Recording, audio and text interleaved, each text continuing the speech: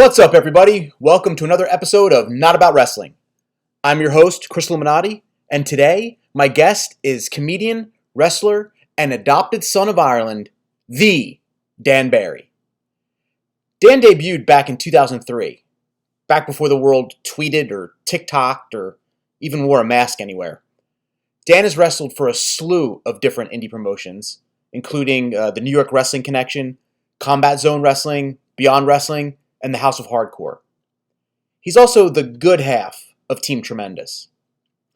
So when Dan and I sat down to record this episode, the wrestling world had just lost Brodie Lee, and Dan and I talked about trying to find the humor in even the saddest of situations. Finding funny things to talk about is actually helpful for both of Dan's lines of work, both wrestling and being a stand-up comic. Well, I mean, he was a stand-up comic back when we were allowed to go to comedy clubs and stuff, and so he will be again. But Dan and I talked about that and how COVID has changed both of his professions.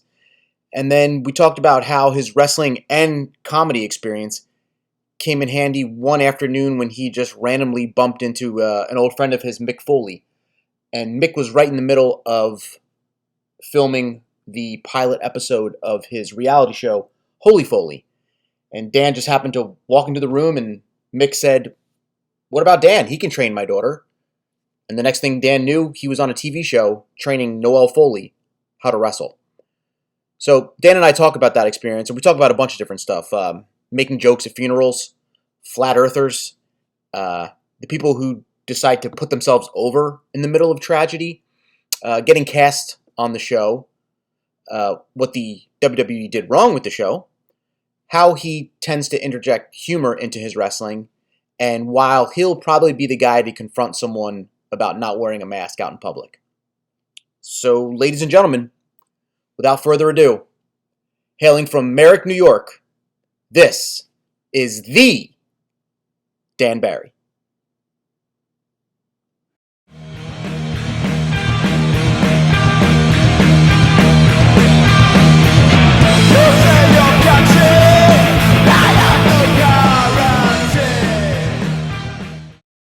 What's up, everybody? We're back, and we are here with the Dan Barry. I love it. Right.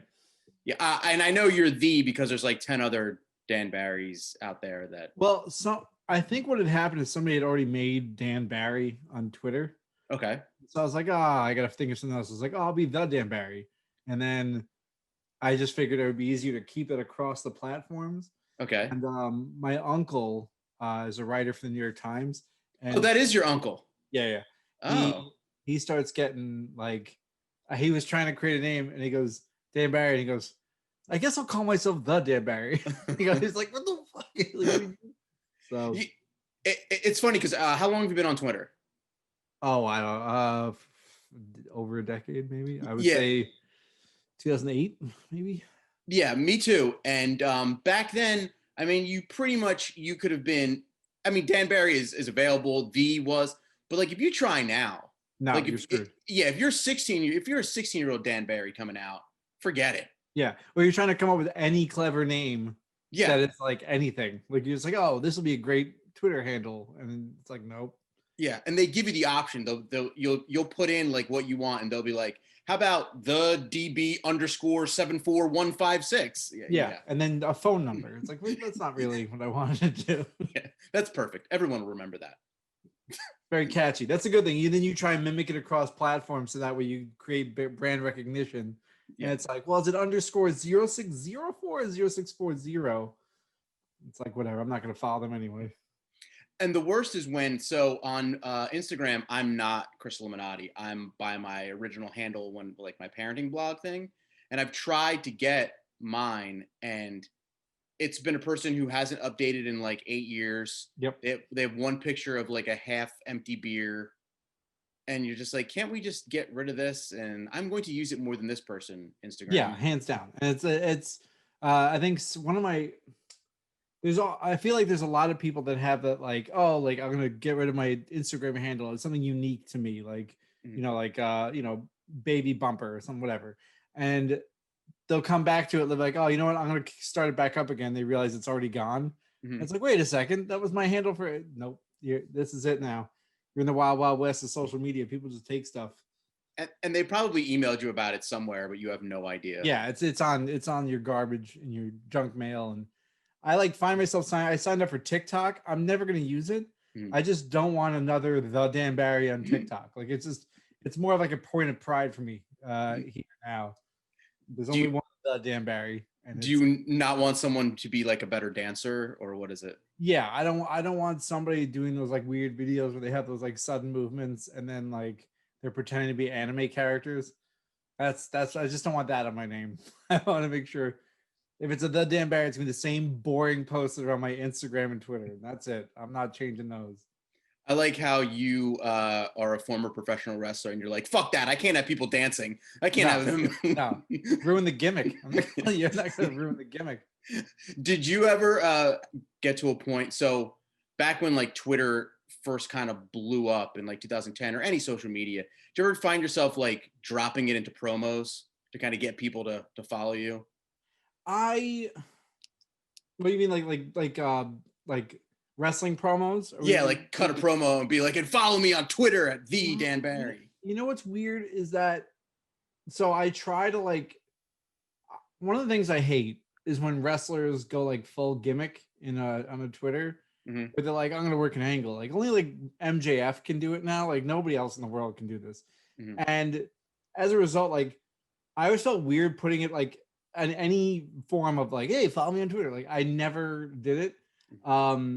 And then like one day we were trying to build an angle and someone's like, yeah, you got like tweet a message at me. And I'm like, I really don't want to. And then like, they're like, no, it's gonna be great. So I tweeted like, whatever, like you suck or something along those lines.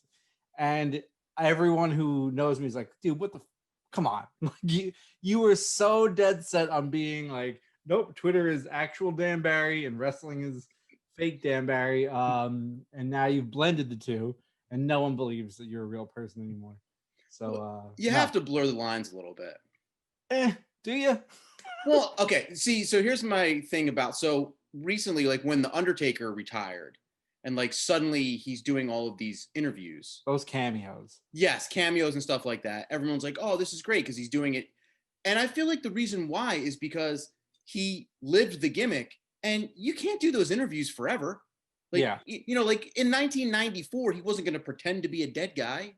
So he just didn't do them. Yeah. And he didn't have to worry about social media or anything because he didn't have to play it anywhere except an arena. But now hearing him say the phrase all elite Scooby-Doo on a cameo has made me the happiest person alive. There's nothing I like more than Mean Mark Callis staring down the barrel of a lens and saying the phrase all elite Scooby-Doo. Good Lord, there is something to be said.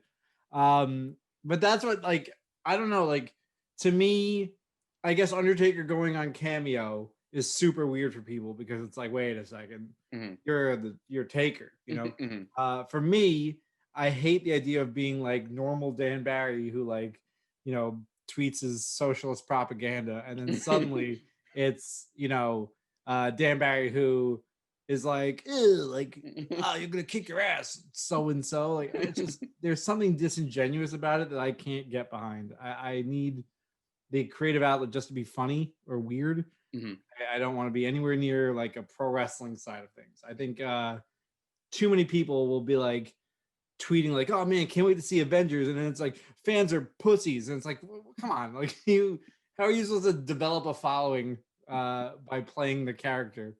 Only MJF can do it, apparently. I actually interviewed MJF. Wow, that must have been a nightmare. Stayed the entire, yep.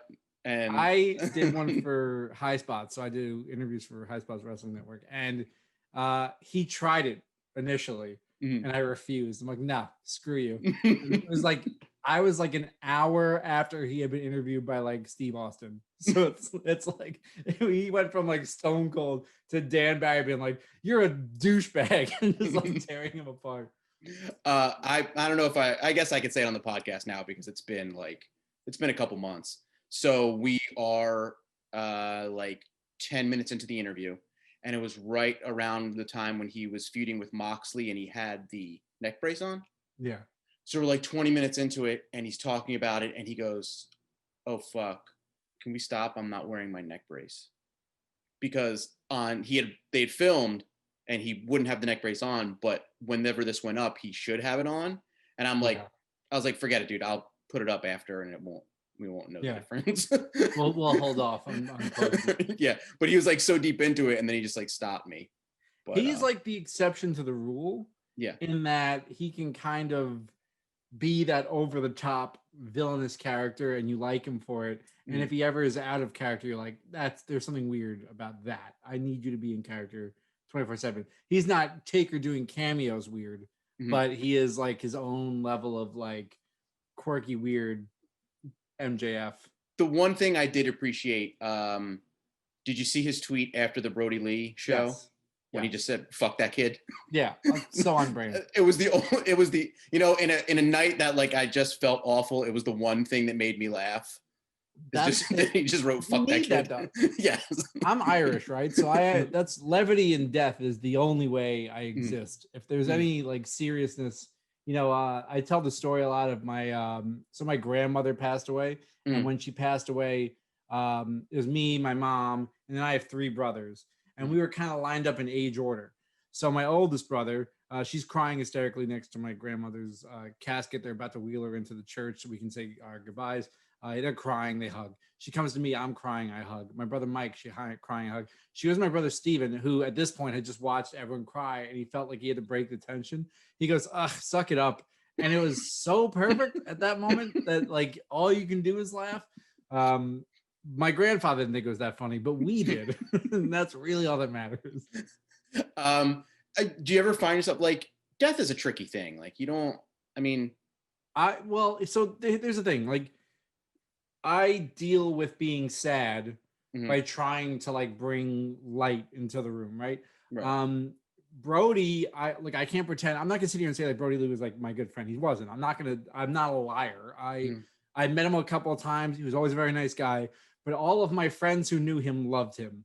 And I felt bad for not only them, but like his wife and his kids and whatever. And I was real sad about it. And it's like, oh man, that sucks. It's brutal. You know, but like, that doesn't mean that there's no such thing as gallows humor. Like there's always a place to find it. I think MJF played it perfectly where it's like, I'm not going to say anything bad about Brodie, but his kid hit me with a kendo stick. So I can say, fuck that kid. Yeah. But everyone knows, you know, like if someone else said it, it wouldn't work.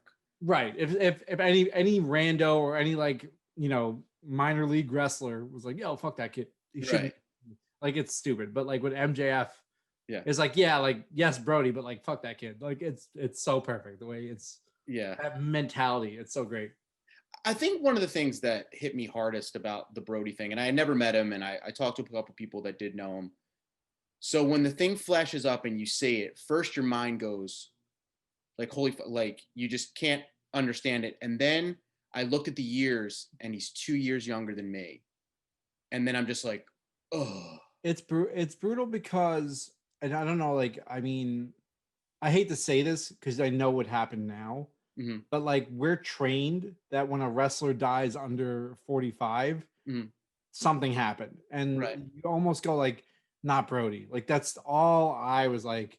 Right. He always, every time I met him, he was a very nice guy. Every one of his friends loved him. Family man. I was like, oh my God, please. And then you go, okay, it's, you know, thank God, unfortunately, but like, thank God, you know what I mean? And it's super depressing to say that out loud, but it's the truth. Like you're trained with it. There's always something that happens and you feel uncomfortable saying it, but he was such like a good dude. And I'm 38. He's 3 years older than me. And my best friend's name is John Huber, which is his real name. So whenever like it's weird, like I have an association to it, like, oh, my best friend's also John Huber. And it was like nothing. And then you see that and you're like, oh my God, like that's a weird, you know, just to not have that person in wrestling anymore is a very weird feeling to have. I don't formulate my sentences well around it, but I think it's fucking brutal is what it is. Did your friend go to Twitter and make himself the John Huber? No, and now he can. He can go on. And I'll say this. I hated that there were people who didn't know him who used it as a pedestal to put themselves over. I hated that because it's such bullshit that there are so many like people who were like, oh, like I saw a guy who has no relation to him saying like, I helped name him. And you're like, no, you didn't. You did not help name this. And you get so mad. And it's just like, can't you just say like, I feel sorry for his family? Like, this isn't about you. Like, people try and make everything in some way, shape, or form like about them now. Like, Wait, he's the guy in the business? I will use that term incredibly loosely, but it's somebody who pretends. Okay. Okay, so he pretends to be in the business. So at one point he was at some cross paths on an indie show somewhere and They were in a car together, and he apparently said, you know who you look like? And it's like, no, that's not how that story goes. Like, I am not best friends with Brodie. Uh-huh. I know the Brodie, how he got his name. He just looked like him. And that's Yeah. the name that came out of it. It wasn't because of you. But he looked like Jason Lee, right? Yes. Yes. Okay, so people are like, yeah, because he looked like Bruiser Brody. Yeah, right. So people are like, because I'm like, well, he was tall and had a lot of hair, but I see like the Bruce Jason Lee later. He looked Right, like yeah. Jason Lee prior, and that's all they. But this kid was like, "Oh, I did it." It's like, no, I'm like the kind of jerk in me, which isn't really a jerk, but like a jerk in me is like, oh, I'm gonna call this guy out, and you're like, is that important right now? And you like have to kind of like weigh out what makes the most sense. Am I gonna scream and yell at somebody? And somebody's gonna tweet and DM me and ask me who this person was. I'm never gonna say, so don't bother. Do you get a gratification when they put that out there and they get like 1 like and no retweets? And when they get ratioed to death, yes, I love it. There's certain people where you see them tweet something and you go, oh, I'm gonna stick around to see what happens here. Like, you have to, because it's a mess. There are like certain Bean people Dad? that I feel. Go ahead. Like Bean Dad? Did you see Bean Dad yesterday? No, I didn't. What I saw the aftermath of Bean Dad. Yeah. So the long story short, Bean Dad. The moral of the story was his kid was hungry and he didn't feel like making food for his kid, so he told his kid to like go open a can of beans and heat them up.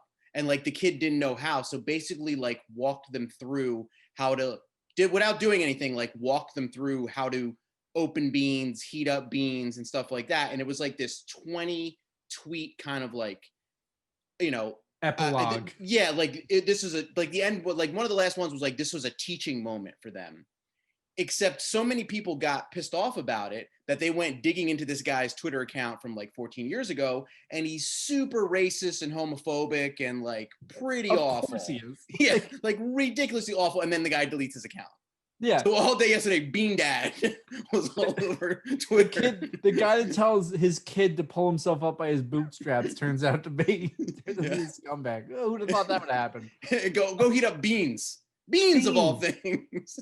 Although I'll say this: Irish breakfast, beans and toast. That's a lifelong lesson. You need to learn how to make that so you can make beans and toast. Little different.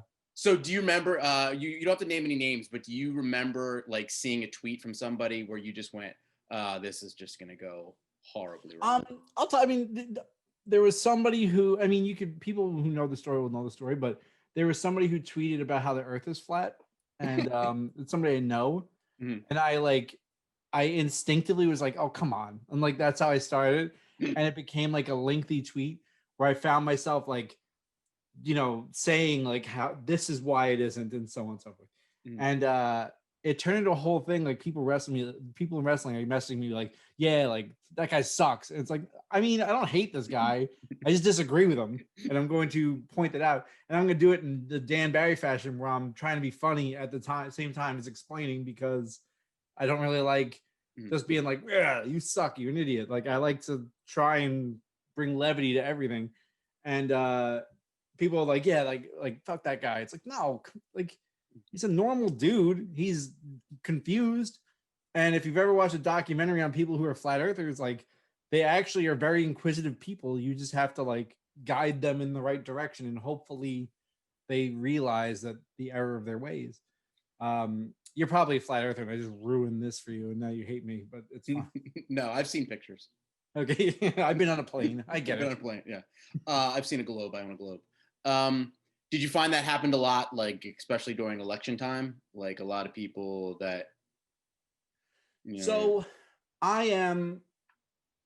It's not no shot secret. I'm a very liberal person, but I come from a family of Republicans, and even ones that don't like Trump, ones that do like Trump, whatever it is, I find myself kind of biting my tongue about it because I don't like the idea of alienating people because we disagree on something. Mhm. I don't like that. It's a personal choice. And I understand there are people like, well, what about the ones that are racist? It's like, yes, racism bad, 100%. There are people who voted for Donald Trump who are not racist. They're just people who want to make as much money as they humanly can for themselves. And that's their thought process. And there are people who voted for Trump because they think their 401k will do better as a result of it. There's a variety of reasons why. So I don't like to attack in those cases, only when I know the facts are wrong or what they're saying. And then I'm like, no, this is bullshit. And then I'll be like, this is why it's bullshit. And I'll try and source it. Or I'll make a joke about it. And then that's where, as a comedian, I've done fundraisers where it's for the Long Island Republican Club or whatever it is. And I walk in the room and I'm on stage and I'm like, look at you bums looking for handouts. And the first thing I do is just to bring up the levity of it. And then I talk about how I don't like Trump and then they hate me. But I try and bring it in such a way that I'm like, look, guys, I get it. I wish I could be Republican. I'm just broke. So it doesn't make sense to be Republican. But, I don't know. I try to be, politics are a weird area where it's people you really like are going to disagree with you politically. So don't put that in between you. Don't say that this is my tent pole where you can't, I'm going to stand here and I'm going to wave my flag and you can't, if you don't agree with me, go fuck yourself. I just can't do that. I have elderly grandparents who disagree. The country has to pull themselves up. So I try to be,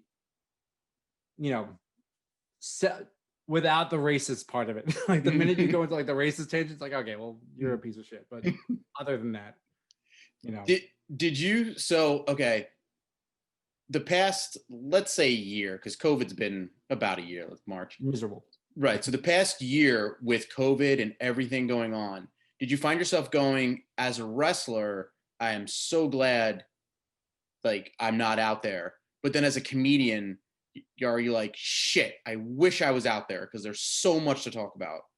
So as a wrestler, I want to wrestle. There are people out there right now who see these COVID cowboy shows where they just go out and they wrestle and it's yes, there's a pandemic but we have to wrestle and this is and it's they don't understand it and whatever, and I'm of the mindset that I'm not, because I don't trust anyone. Everyone who says they take it seriously is not wearing masks and wrestling on shows, and it gets me very uncomfortable. And I make the decision that I'm not doing anything because I feel I've done one match, and it was because Matt Tremont was retiring, and I knew that I would not see him again, and I had never wrestled him, and it was one of my bucket list items. So I got COVID tested before, got COVID tested after. I did a whole thing. I feel I'm glad I'm not out there, but I wish I was out there. That's a very weird place to find yourself. But wrestling is the one thing I've been doing for 20 years. It's hard when you're suddenly well, you can't do this anymore. And you're like, oh, okay, well, now what do I do? And comedy was an outlet when I wasn't wrestling, and now comedy is dead. New York, no clubs are open. There are these outdoor shows that people have been doing. I've done shows on Zoom. Ugh, it's the worst. It's the worst feeling in the world. And so I tried to find ways to be creative. Started a podcast because I was like, well, you know what? I don't want to start a podcast. I didn't want to start a podcast for a long time because I just felt like I wouldn't be a good podcast host. But now it's it's just a creative outlet. I get to say what's on my mind and kind of farm material as I'm doing it and just let it sit out there and see what happens. And it's a way to perform without performing. That's kind of where I've been stuck at, is the idea that I can't perform. That's painful for somebody who's been doing it forever. So that's what sucks. Was it harder? But Good. No, good. I was going to say, I'm just happy that I'm not overexposing myself to, people who don't take this seriously and people who, they wear a mask because they're supposed to, not because they know they're supposed. No, it's the good right thing to do. You know what I mean? There's a big difference in those two arguments. I think people are missing. If you're in a place where you see someone not wearing a mask, are you the guy that goes up and says something? Depends on the scenario. More often than not, I do, or I'll make a face, pull the mask up or whatever. The idea being,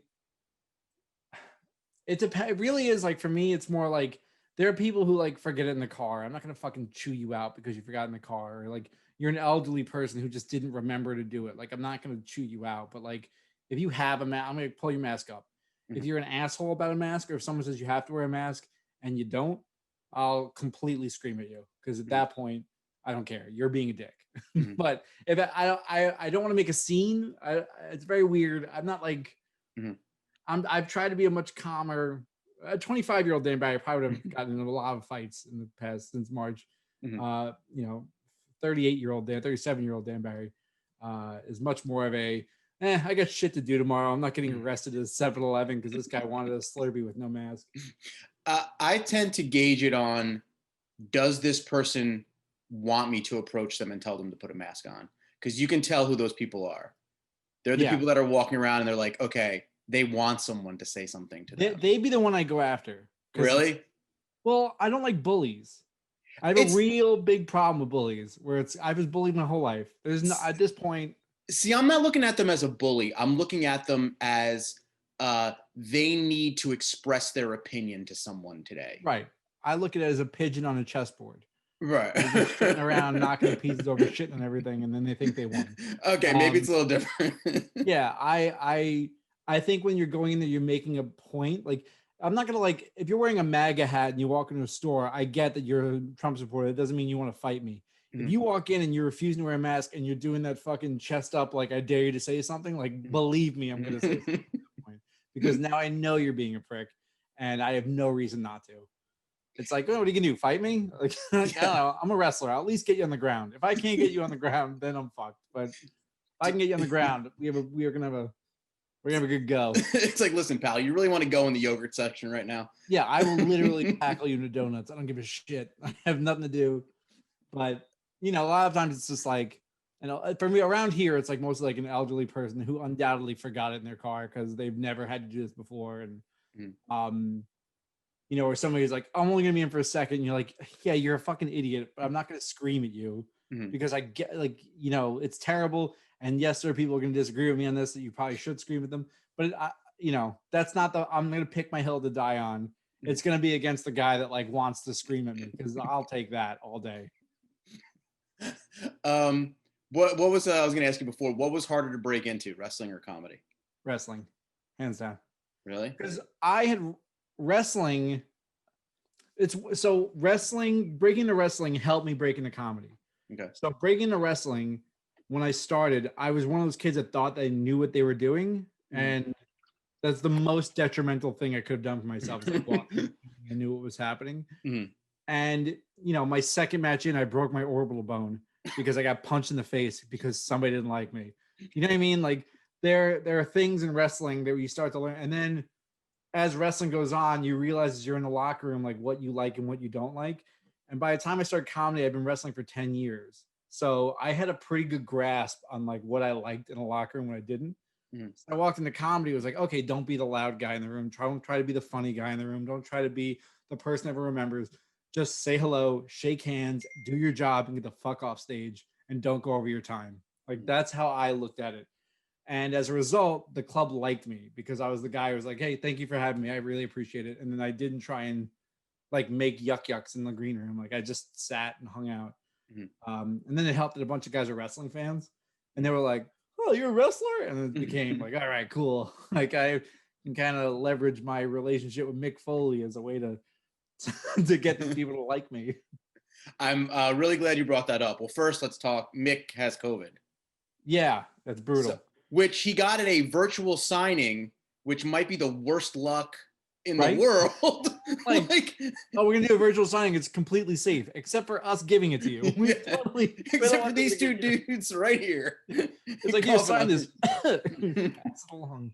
And not only was it depressing that he got it, but that he mentioned that he missed Christmas with his family, which is like, I mean, you don't think about that. Nobody thinks about that. And Christmas is his life. Like, he dresses like, people don't, it's not as advertised as people make it up. Like, the dude dresses up as Santa Claus and then goes to children's hospitals, like, without telling a soul. Like, there are times where it's publicized and you see it, but there's a lot of times you just go in and do it because he wanted to be Santa for these children, right? He has a whole room in his house dedicated to Christmas. Like, Christmas is his jam. and they're like, "Hey, guess what? You're spending it in a Ramada." Like, that sucks. That's not how you want to spend your Christmas. That's awful. And not to be whatever, but like, he wasn't the healthiest guy for a while. So like, him having COVID is pretty bad across the board. He's okay, thank God. Like, he was doing cameos to pass the time. So that's what he did in quarantine, but I'm glad he's all right. So for the fans out there that were unaware, you were on his reality show, Holy Yeah. Foley. Yeah, I was his daughter's trainer. Yes. And his good friend is what I think it was. I think it was his old pal is what he called me. I was like, I've known you since like 2006, man. Like, how did that all happen? So I met Mick. Mick had originally filmed a pilot for, I think, Bravo, like back in like 2006. And it was when he was making his comeback to wrestling. And so he came to my wrestling school and he went to a show to like, the idea was to drum up his interest in coming back. And that was the idea. And so he was watching, and during my match, he went, "Oh, you can wrestle." And so he said, "We're going to do a seminar tomorrow and I want you to be there. And I want you to like sell for me, because I want to make it, this is what's going to bring me back in wrestling." So I did. I made him look like $1 million, and then they didn't go anywhere. It didn't air at all. One day he was going to that wrestling school again, and I had to pick up a sweater. I bought a zip up hoodie from them. I was like, "Oh, I'll just do it. I'll say hi to Mick and then I'll go home." Like, I didn't think anything of it. Like, I was like, Mick had done comedy with me. Like, it's not like I could just text him, but I just never saw him. So I figured I'd say hello. As I get in there, he goes, "Oh, Dan could train my daughter." And I went, "What?" And so what happened is that they were filming the pilot, and I walked onto set, not knowing they were going to film the pilot. And then they go, "We're filming on this day. Come here, train Noel, and then we'll go." So they filmed the pilot, and they're like, "Okay, good, Dan, you're going to be on for one episode. You're going to train, and then Mick's going to take over the training." I was like, "Okay, no problem." So the first episode aired, and me and Mick had a good rapport because obviously we've known each other at this point. And the producers and the director were like, "We want you to be on for the whole season." I was like, "Really?" And they're like, "Yeah, you're gonna be in as much as we can have you in." And I was like, "Oh, cool." So for one whole season, I was on a reality show where I was Mick's best friend and his daughter's trainer. It was a very weird. It's cool. It was awesome. Like, I felt pretty cool. I've worked in television production before, so it's like a weird, like, I kind of know what's happening, but now I'm on the camera and I feel like I have to hold a camera at this point and help out, but it was nice. Did you read any reviews for the show? No. Do you want to hear one? I don't know. Well, I only cut out the part that involves you. Okay, all good. Okay. No, I mean, look. No, I'll listen to it. If it's about me, that's fine. I don't want. No, you're already shit on Noel Foley. No, I like them both. I wouldn't do that. I've interviewed Mick before. It's been a bunch of years now. It was actually when he first started in comedy that I interviewed him. When he got me into comedy, because he got me to host for him, which is how I started doing more comedy. Yeah, the whole thing. There you go. It's a whole. Help me way more than that. But please, read the one about me.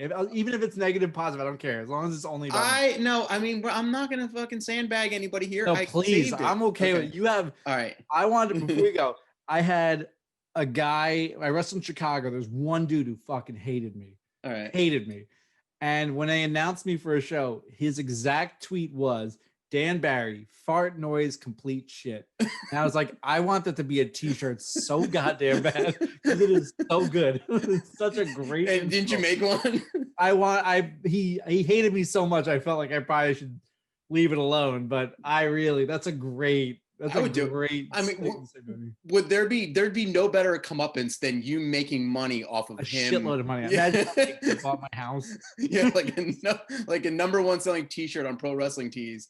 I just screen capped the tweet and put that on there, so it's like, verified by this guy, and just put the little bird where his picture should be. It's perfect. Or the egg.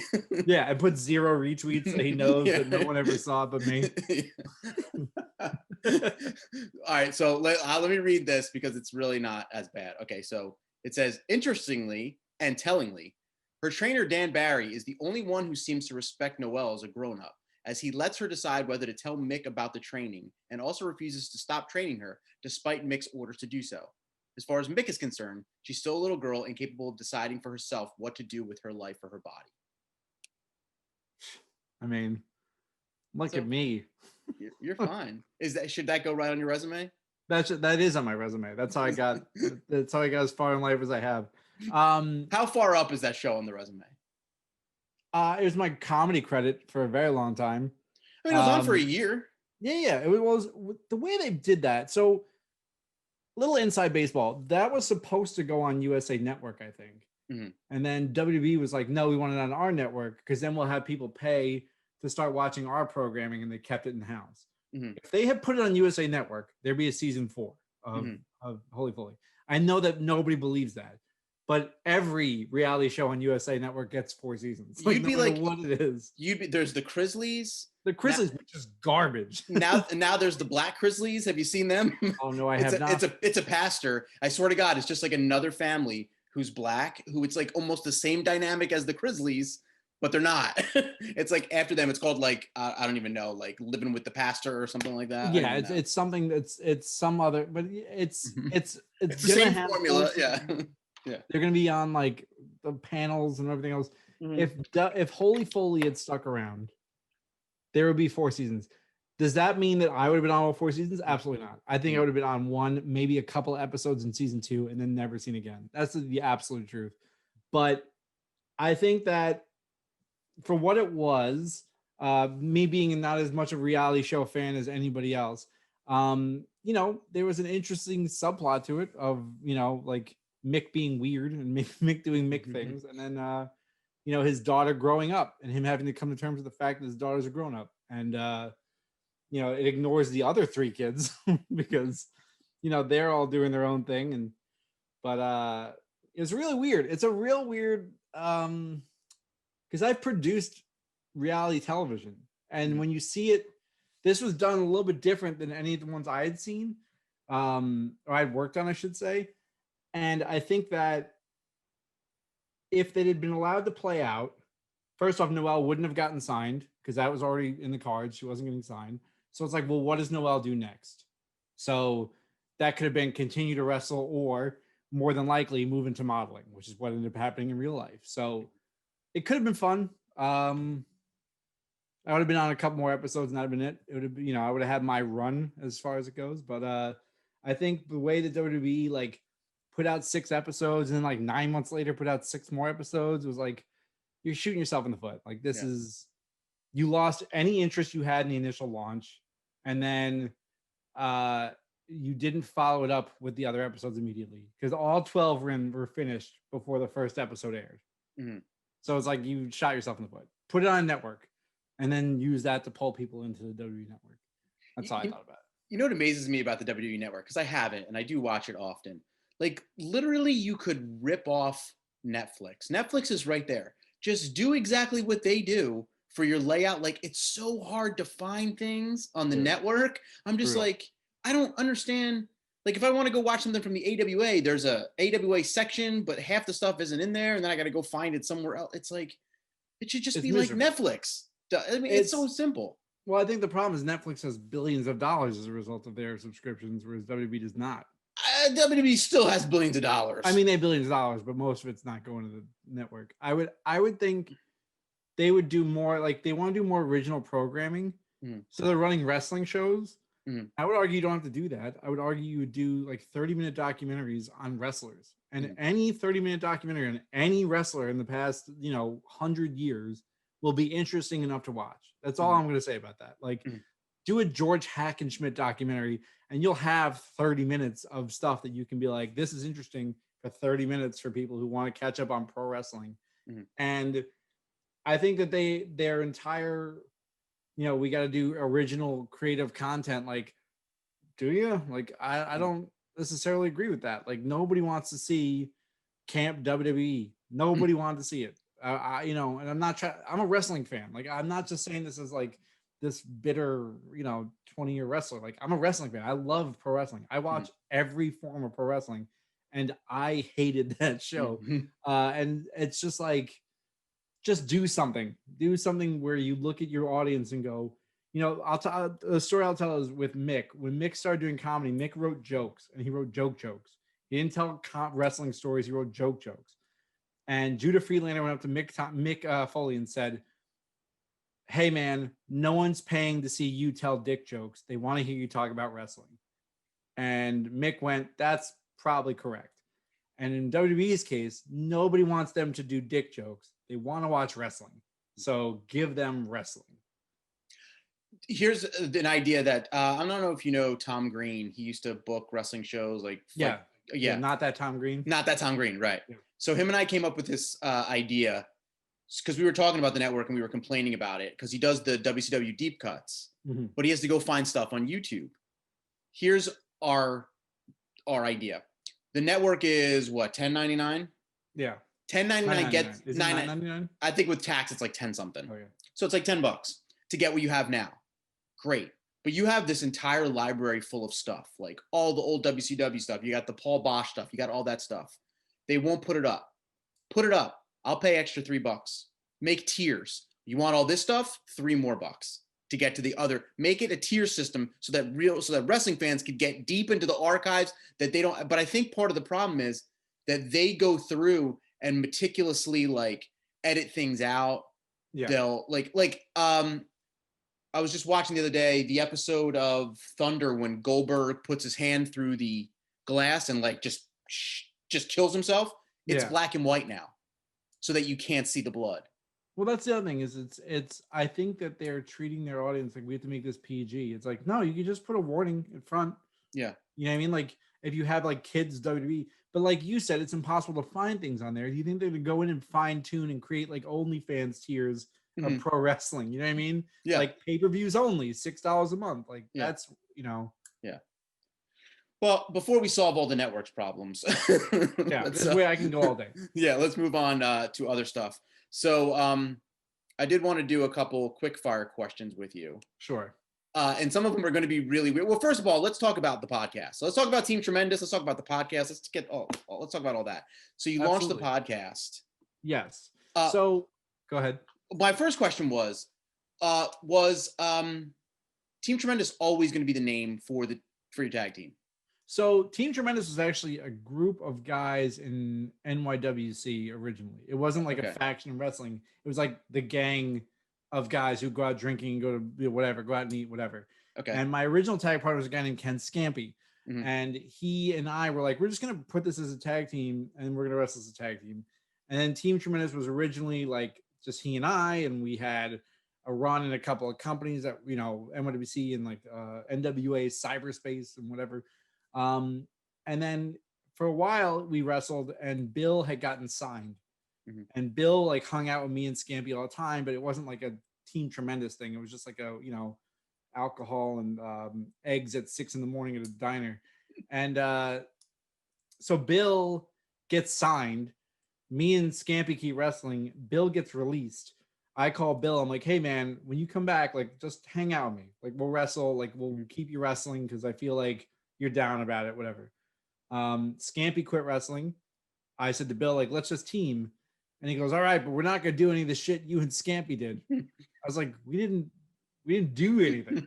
So we kept the name Team Tremendous because just easy. It was easier just to keep it, and it was the Beyond Wrestling. Like we kept the flow. Interspecies Wrestling, we kept the flow. It was like rather than creating a new team name, let's just keep Team Tremendous. Bill was always part of like the little clique of people around it, whatever. And then we just stuck with it. It made no sense for the gimmick, none. But we were just like, why are we going to change it? Like, do you think anyone's going to not book us because our name's Team Tremendous and we're buddy cops? Like, no one's going to care. If you're not booking us, it's because of our looks or our ability. That's about it. Why the buddy cops? Where did that come from? What's that? Why buddy cops? So one year I dressed up like Tom Selleck for Halloween. 1 year. That's every year, my man. Now it's every year, but back then it was 1 year, and I remember being like, this is a weird wrestling look that I could stick with. And I am a big fan. There's a story of a guy named Emperor Norton who was the first emperor of the United States, protector of Mexico. He was a crazy person who lived in San Francisco. He was very Don Quixote-esque, wherein he said he was an emperor and no one ever corrected him. They just let him be an emperor. And he was allowed to be this crazy person who handed in like fake money to stores, and then they would like give him free food. And then they would have like signs over their door that says like the emperor eats here. And people would come and see the emperor, who was a guy in tattered clothes, who smelled real bad, who pretended to have a relationship with a woman with the Queen of Spain, and so on and so forth. I love the idea. Like in wrestling, it's always like Big Boss Man is a cop. But what if you thought you were a cop? What if you thought or you saw TV and you're like, I could do that, and you decided to like role play as a cop in pro wrestling?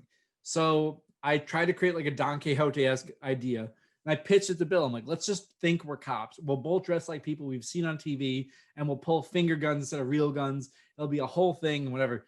And he said no. And I said, but come on, it'll be really funny. I'm like, how about we just do it in this one company, Interspecies Wrestling? And that's because they had the most over the top weirdness going on at the time. And he goes, all right, there's one company. Otherwise, it's just gonna be Bill and Dan. We're just gonna wreak havoc and beat people up and so on and so forth. And then we did the gimmick. And in the opening seconds, I had said like, we've been cops the entire time, and people just started laughing. And Bill goes, I think we found something. And then that was it. We decided to keep it going. And we kept Team Tremendous. It means nothing. It's just like a throwaway line. In hindsight, should we have done probably something different? Maybe. But it works. But yeah, it's a real weird. And then Tremendously Awkward is just because that was the name of my High Spots wrestling show with Bill. So we brought it into the podcast world where we would just talk to each other. We normally talk to each other on the phone, and Bill would say weird stuff to me. So, for example, we were going somewhere, and he goes, hey, Dan, you ready for the weekend? I'm like, yeah. He goes, by the way, there are lizard people walking the earth. Look it up. I'll see you on Saturday. And then he hung up the phone. I was like, this is a guy I need to just talk to for a while. He'll say something that is amazing to me. Do you ever feel vindicated that like when the weird things you come up with in your head, like other people are receptive to? Yeah, it's equally as funny to me when it works and when it doesn't work. You know what I mean? Like there are moments in my career where me and Bill did something and we're like, well, that failed. And then there are moments where it's like we did a dance off with Trevor Lee and Andrew Everett. And it's like we got taught. People ask us about that all the time. And it was such a throwaway thing that we did. And it's like, oh, you guys did a dance off. It was like one of the funniest, like Bill twerking. And I'm like, you remember that? That was literally 2 minutes of my life. I don't remember. It's fun. It's when you get to be just weird enough and then use that as like the crutch, not the crutch, but like the way to open the door to show that you can do other things. I don't like total comedy matches. I like charisma in spots, if that makes sense. Like, me pulling a finger gun is not like people sell it because it's like, wait, what's happening here? And there's some people who play into the gimmick. And then there are people like Tim Thatcher who don't. And the dynamic of those two things is what makes it more interesting to me. Do you think you'll ever see like a comedic type performer headline a WrestleMania or become like a main? I'd argue The Rock was. You know what I mean? Like, yeah, he was. My type of comedy in wrestling is not somebody who's only comedy. You know what I mean? I need that, like, the comedy, and then there's a switch, and then suddenly. Orange Cassidy works because of what Orange Cassidy does when he turns it on. If the character stays as it is throughout the entirety of the match, it's funny, then it stops being funny. Right. And that's just the way it works. Comedy's not good in long form. You need those down moments. You need the action moments, so that when the comedy comes back and go, oh, that's why that's funny. Like, I think that Dwayne did a great job as a funny wrestler leading into WrestleMania performances. When he was singing, him versus Goldberg. Here's a good one. Him versus Goldberg. It was a comedy feud up until the match.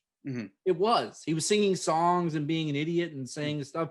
He did a feud with the Hurricane where he made fun of the Hurricane and sold the Hurricane being a superhero. And it worked because of what he did with it. Like, you can always make this successful. Now, do I think as a whole, could somebody like a Gilbert will have main event at WrestleMania? Probably not. But what about like an Otis? No. And here's why with Otis is I just think that the serious side of him looks like the funny side of him. You know what I mean? Like, Orange Cassidy I'll just keep going to Orange Cassidy because it's easier for me to reference, but like the sunglasses are on, the thumb is up. When his hair gets disheveled and the sunglasses are missing, he's pulling himself up on the ropes to hit the punch. Like, there's a dynamic there that is separate from the funny character you saw before. Otis's angry face is Otis's funny face. And that's where it's going to be a problem. You're never going to see that switch happen. And you need that switch to happen for people to buy into what's happening. In my opinion, I am in no way, shape, or form That's what I'm asking you. accomplishments are Your behind me opinion. on my wall. This is what I've done in wrestling. But it's just the thought process. You need to be able to see the difference. And Dwayne was able to do that. You have Stone Cold was able to do it. Like there's always that moment where you can be funny and funny and funny and funny and funny. And then suddenly Chris Jericho, when Chris Jericho was being the funniest he could possibly be, he suddenly wasn't funny. And then you took him incredibly seriously, but he can go back to funny. Kurt Angle, very funny guy until he decided to snap on an ankle lock, and it was a different Kurt Angle. So that switch has to happen. You bring up Orange Cassidy, and I was wrong. So the two funny things the other night for the Brodie Lee show were MJF's tweet, and after the match when Orange Cassidy put up the claw like this. At the end of it, that made me laugh out loud. Funny. Yeah. So it's great. It's those moments, but that's the moment you need this. Yeah, it's tough to balance it. Speaking of funny, I got some funny questions for you. Sure. And we're gonna start these off. First one. What's your favorite curse word? My favorite curse word? Can I say them all? Yeah, sure. It's cunt. Okay. Wow. By and far, that is my favorite one. And you use that out in public? Only in specific circumstances. So I'm 100% Irish, right? So like I have family members who are fresh off the boat. I have my sister-in-law is from Dundalk, which is an hour north end of Dublin. I'm over in Ireland fairly frequently. When they say it, it's my favorite word. If you've ever called a grown man one because he was acting like a piece of shit and then watch their face, like it's the perfect word. I'm trying to think of there's another, like I have like a whole, that's dickwad was one that I really was happy to bring back. It's not really a curse word, but it's like that, but the C word is pretty much, to me, the funniest swear word in the world. That is pretty, what word I've been hung up on? It's not a curse word, but I've recently adopted it and people get really offended when you say it. Call somebody a hillbilly. Oh boy. Yeah. They get mad. Yeah. Especially just over something so frivolous. You're like, oh, you can't call me a hillbilly. Yeah. I was like, what are you, a fucking hillbilly? I put milk in before my cereal. What are you, a hillbilly? Yeah. They get so mad, especially around these parts. Cause I'm in like central Jersey, not far from Pennsylvania, like around here. Like if you get called a hillbilly, people get like upset. I live in Long Island. There are Confederate flags around me. I think if I called them a hillbilly, it'd be a point of pride for them. They'd probably wave the flag. Yeah. Dipshit's another good one. Dipshit's one that like a dad would call somebody. So if you call someone a dipshit, it like really like brings them back. And they're like, oh my God, do I have to mow a lawn? Like they don't even know what's happening, but that's another good one. It is. I also laugh when Jericho calls people idiots. Yeah, because just the way he says it. Yeah. Idiot. Yeah. But there's venom in it in such a way that it's like funny. There is. I'm not going to try the cunt word thing though. I'm gonna. No, you stick to. I only say it in emergency. Break glass in case of emergency. And sorry to anybody who got offended by me saying that, but honestly, I don't think anyone's going to get offended as long as you don't say it at a funeral. I think we're okay. Yeah, I don't, or like in an airport for no reason. Yeah. Oh Jesus.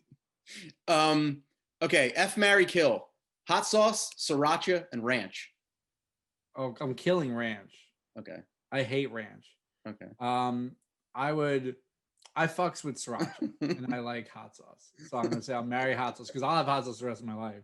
Okay. I hate ranch. Sriracha's more like throw a little dab of that and some what did I make with it the other day? A bolognese I made. I threw some sriracha in it just to get some like heat in my meat. Whoa, hey. What's your heat with ranch? Just don't like it. Really? That and mayonnaise are my two that I'm like, nope, never. Hate them. The flavor or the consistency? Dressing. I think it's because I used to work at a restaurant. Okay. I worked in restaurants my whole life. And when you have to do like the dressing setups where you're pouring the dressing into the thing, the two that suck the most are ranch and blue cheese. And mayonnaise just don't like. It just there's a flavor to it I don't like. Where do you land on tartar sauce? It depends. I'm having it. Good tartar sauce with fish and chips is, but if you're just getting like the Hellman's tartar sauce, like, no, thank you. I'm good. Got it. Okay. I don't know if you saw on Twitter before we started all this, but did you see the whole Tanya Roberts thing? Yeah, where she wasn't dead. Yeah, she's not dead. Yeah. So, but people thought she was dead for a good 24 hours. Now, This happens way too often. it does, but she went in like an extremely long time where people thought she was dead. Like it went on Twitter last night, and she still didn't knock him out. She's in her 70s. You think she's on Twitter? Well, I mean, I feel like people would notify her. But here's my question. Check my feed. Let me see if anyone called me a cunt trending today. again. What's this about? I don't think she was Midge on that 70s show. I don't think she's that like out of it. But she's not. But that 70 show was the 90s. They didn't have Twitter. I know, but I'm saying like I feel like she's kind of with it. I mean, maybe I'm wrong. I mean, you think Angela Lansbury's on Twitter? She's been. Wait, time out. All right, this is how I'm going to justify this. She doesn't have to be on Twitter. Here's how I'm going to justify this. My mom is 74. She has an iPhone. She gets constant news updates on that phone. I gotta think Tanya Roberts dead somewhere popped up on that news feed.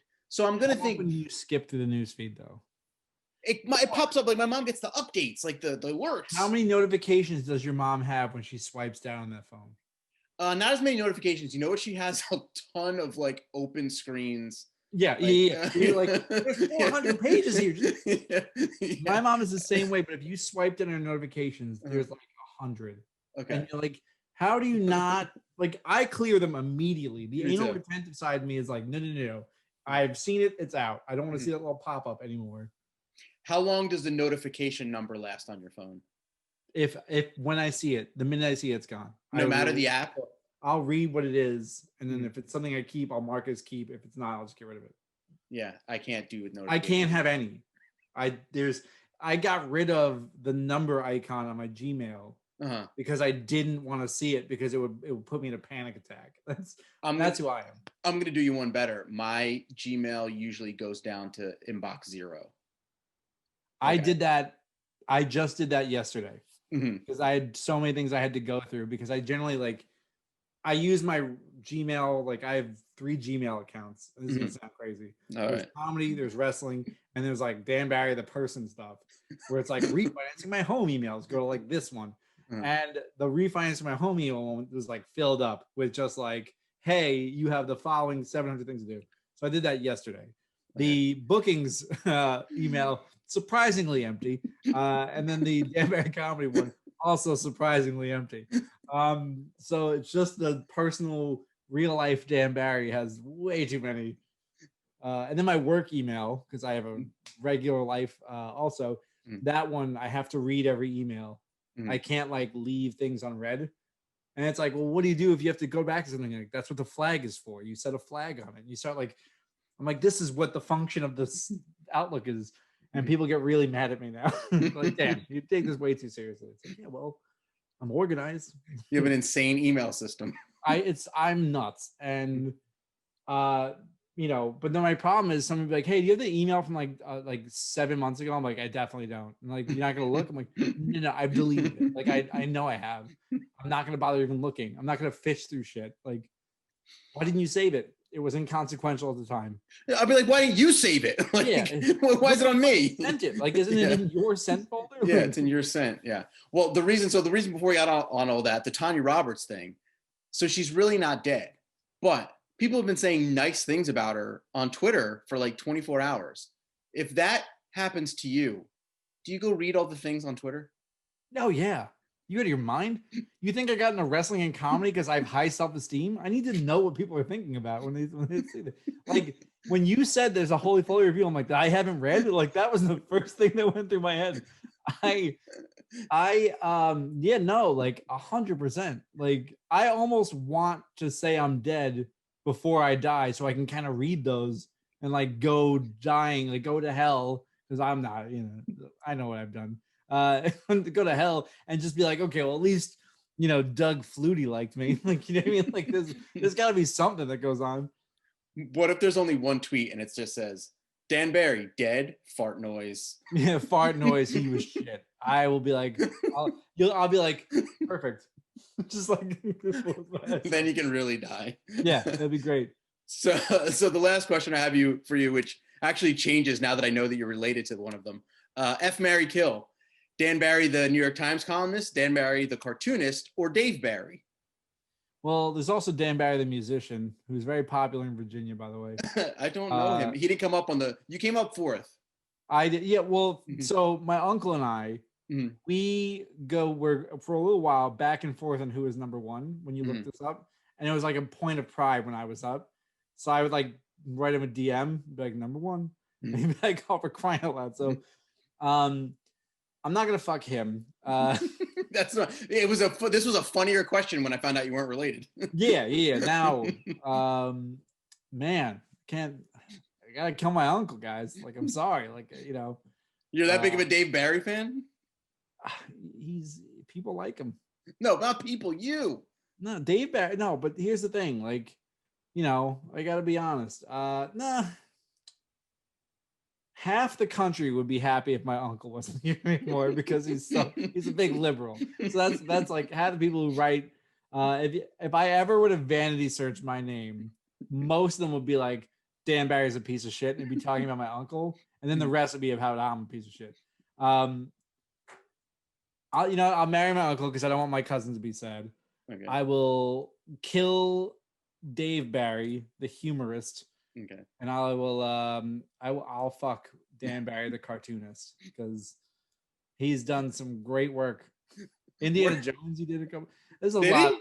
Yeah, he did. Oh wow. He's done a lot. Like I think the comic. Indiana Jones, that's I figured. Yeah. He did that. He did the Flash. He did Flash Gordon. He did a bunch of stuff. Wow, you should have like a Dan Barry convention once everything clears up. So one day, this is the truth. I was drunk. Surprise. And I got a DM on Instagram from a gang of Dan Barrys. Somebody else was drunk and apparently thought it'd be a really funny idea if everyone on Twitter with the handle Instagram with the handle Dan Barry, he added to one group like, "What's up, Dan Barry? Just checking in." I was like, "Oh man, I gotta take part in this." So I wrote something like, "Follow my podcast." And then somebody else did something else. But like it went on for like almost a week and a half of like randomly like just checking in, Dan Barry's, what's going on in our world. I'm like, Dan Barry, Long Island checking in. And like we did this whole stupid thing. And it disappeared, never happened again. But if you are a Dan Barry who has been sending me messages on Instagram, I just want you to know that I appreciate it because, 6 Jamesons in, Dan Barry was like, what is happening right now? Did you go and hit the info button and see like were you ranked among the Dan Barrys? I didn't check their followers because I was afraid that like one obscure Dan Barry would have way more than me, and I'm like, what the fuck am I doing wrong? Like I'm not even a good Dan Barry on Instagram. He's some motocross guy or something. Yeah, like it's just some dude who like takes pictures of landscapes and puts like shitty quotes over it. Like I don't want this guy. Let's get rid of him. They're like, yeah, we should all follow each other. I'm like, nah, I'm good. I barely look at Instagram. It is literally just me scrolling, liking 5 posts, and then like ignoring Instagram for the rest of the day. Like it's not that serious. But yeah, that might be my favorite Instagram story of all time. And like I'm sitting in like an Irish pub, just like, huh? What's happening right now? And then like I think I was with like my family or whatever. And like, what are you doing? I'm like, all the Dan Barrys just messaged me. Something's happening. I just like went back to it. Like it's very important what I'm doing. This is the Lord's work. That's what it is. I don't think we're gonna top that. So why don't you tell everybody where to find you, the Dan Barry, online? Well, you can find the Dan Barry on Twitter and Instagram at the Dan Barry. You can listen to my podcasts. I have 2 of them. One is the Tremendously Awkward podcast with Bill Carr. The other is Almost Irish with Mick Thomas and Dennis Rooney. It's comedians who were bored and had nothing else going on, so we did a podcast. There's a pretty big thing happening this year, apparently, in case you guys didn't know.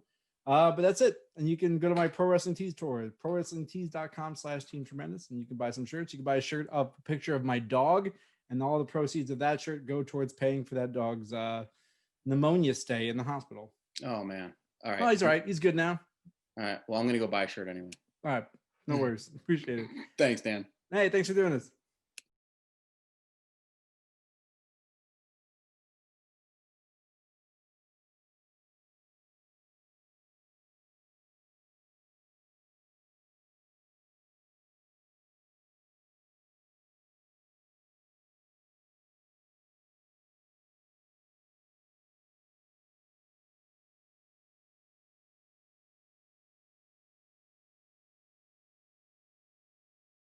And that brings another episode of Not About Wrestling to a close. Guests of the Not About Wrestling show stay in their own damn houses. If you like the show, please share it on social or leave a review on iTunes. And remember to subscribe to Not About Wrestling on YouTube. Just go to youtube.com/BroBible and find the Not About Wrestling section. Thanks again for listening or watching, and see you all next week. Well, I won't see you at all. You know what I mean.